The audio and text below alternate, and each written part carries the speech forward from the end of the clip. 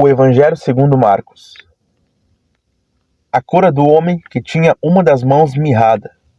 Capítulo 3. E outra vez entrou na sinagoga, e estava ali um homem que tinha uma das mãos mirrada. Estavam observando-o, se curaria no sábado, para o acusarem. E disse ao homem que tinha a mão mirrada: Levanta-te, e vem para o meio. E perguntou-lhes: É lícito no sábado fazer bem, ou fazer mal? Salvar a vida, ou matar? E eles calaram-se. E olhando para eles em redor com indignação, condoendo-se da dureza do seu coração, disse ao homem: Estende a tua mão. E ele a estendeu. E foi-lhe restituída a sua mão, sã como a outra. E tendo saído os fariseus, tomaram logo conselho com os herodianos contra ele, procurando ver como o matariam. E retirou-se Jesus com os seus discípulos para o mar. E seguia-o uma grande multidão da Galiléia e da Judéia, e de Jerusalém e da Idumeia, e da além do Jordão, e de perto de Tiro e de Sidom. Uma grande multidão que, ouvindo quão grandes coisas fazia, vinha ter com ele. E ele disse aos seus discípulos que lhe tivessem sempre pronto um barquinho junto dele, por causa da multidão, para que o não oprimisse. Porque tinha curado a muitos de tal maneira que todos quanto tinham algum mal se arrojavam sobre ele para lhe tocarem. E os espíritos imundos, vendo-o, prostravam-se diante dele e clamavam, dizendo: Tu és o Filho de Deus. E ele os ameaçava muito, para que não o manifestassem. A eleição dos 12. E subiu ao monte e chamou para si os que ele quis, e vieram a ele. E nomeou 12 para que estivessem com ele e os mandasse a pregar. E para que tivessem o poder de curar as enfermidades e expulsar os demônios. A Simão, a quem pôs o nome de Pedro, e a Tiago, filho de Zebedeu, e João, irmão de Tiago, aos quais pôs o nome de Boanerges, que significa filhos do trovão. E a André, e a Filipe, e a Bartolomeu, e a Mateus, e a Tomé, e a Tiago, filho de Alfeu, e a Tadeu, e a Simão, o cananeu, e a Judas Iscariotes, o que o entregou. A blasfêmia dos escribas. E foram para uma casa, e afluiu outra vez a multidão, de tal maneira que nem sequer podiam comer pão. E quando os seus ouviram isto, saíram para o prender, porque diziam: Está fora de si.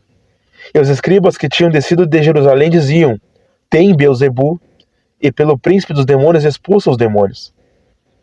E chamando-os a si, disse-lhes por parábolas: Como pode Satanás expulsar Satanás?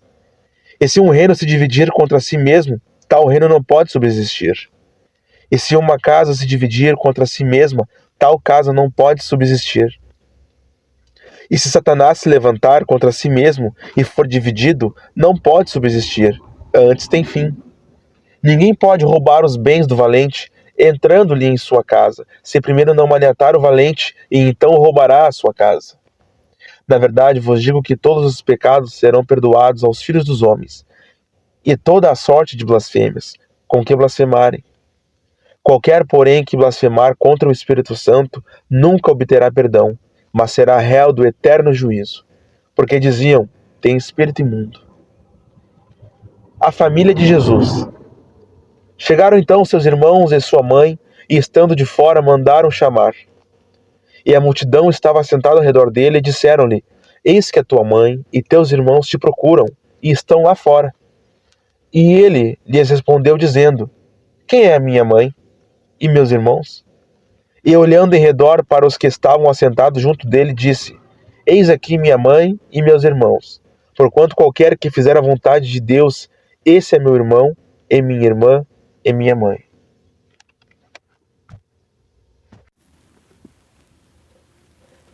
A parábola do semeador. Capítulo 4. E outra vez começou a ensinar junto do mar, e ajuntou-se a ele grande multidão, de sorte que ele entrou e assentou-se num barco sobre o mar, e toda a multidão estava em terra, junto do mar. E ensinava-lhes muitas coisas por parábolas, e lhes dizia na sua doutrina: Ouve, eis que saiu o semeador a semear. E aconteceu que, semeando ele, Uma parte da semente caiu junto do caminho, e vieram as aves do céu e a comeram.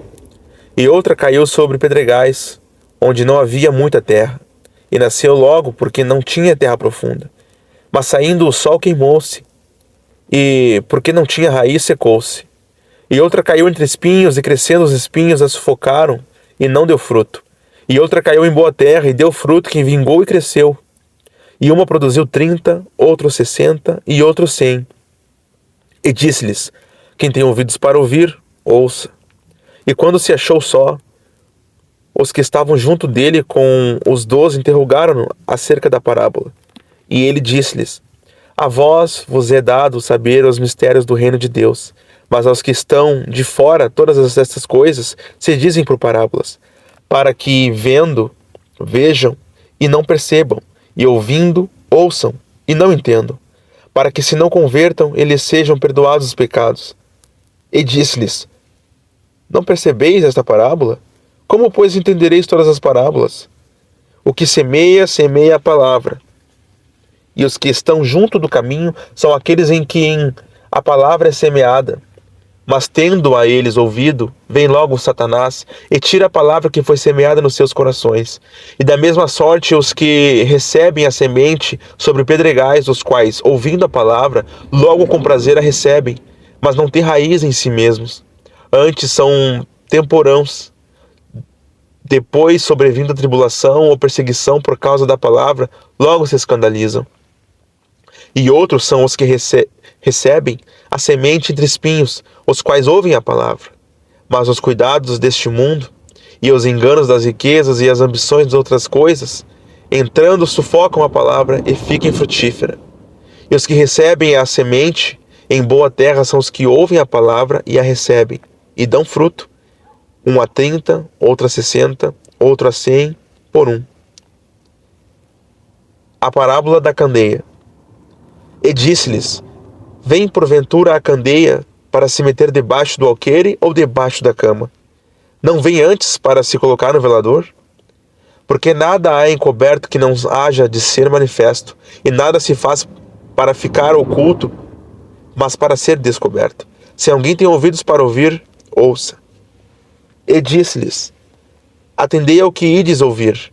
Com a medida com que medirdes, vos medirão a vós, e ser-vos-á ainda acrescentada. Porque ao que tem ser-lhe-á dado, e ao que não tem, até ao que tem lhe será tirado. A parábola da semente. E dizia: o reino de Deus é assim, como se um homem lançasse semente na terra, e dormisse e se levantasse de noite ou de dia, e a semente brotasse e crescesse, não sabendo ele como. Porque a terra por si mesma frutifica, primeiro a erva, depois a espiga e por último o grão, cheio da espiga. E quando já o fruto se mostra, mete-lhe logo a foice, porque está chegada a ceifa. A parábola do grão de mostarda. E dizia: a que semelharemos o reino de Deus? Ou com que parábola o representaremos? É como um grão de mostarda, que, quando se semeia na terra, é a mais pequena de todas as sementes que há na terra. Mas, tendo sido semeado, cresce, e faz-se maior de todas as hortaliças, e cria grandes ramos, de tal maneira que as aves do céu podem aninhar-se debaixo da sua sombra. E com muitas parábolas tais lhes diria a palavra, segundo o que podiam compreender. E sem parábolas nunca lhes falava, porém tudo declarava em particular aos seus discípulos. Jesus acalma a tempestade. E naquele dia, sendo já tarde, disse-lhes: passemos para a outra banda. E eles, deixando a multidão, o levaram consigo, assim como estava, no barco. E havia também com ele outros barquinhos.